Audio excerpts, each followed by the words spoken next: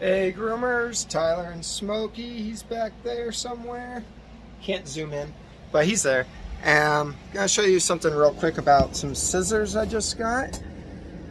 So, move that out of the way.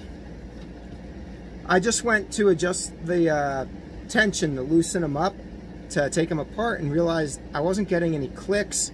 I looked in there under this nut here, and I'll show you what I found. So this is a very common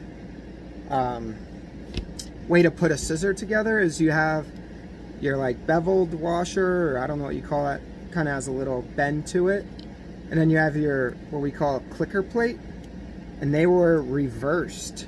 See how has that little dot in it? The dot clicks along these to lock in the right tension. Whoever sharpened these scissors last put it together wrong, to where the clicker plate was on the scissor and the smooth washer is up top. So you just keep tightening, and then over time it just loosens itself up because there's nothing there to stop it. So anyway, if you take apart your scissors, or if for some reason they don't feel like they're clicking like that, now not every scissor clicks, some are screws that don't really click, they just go off of pressure.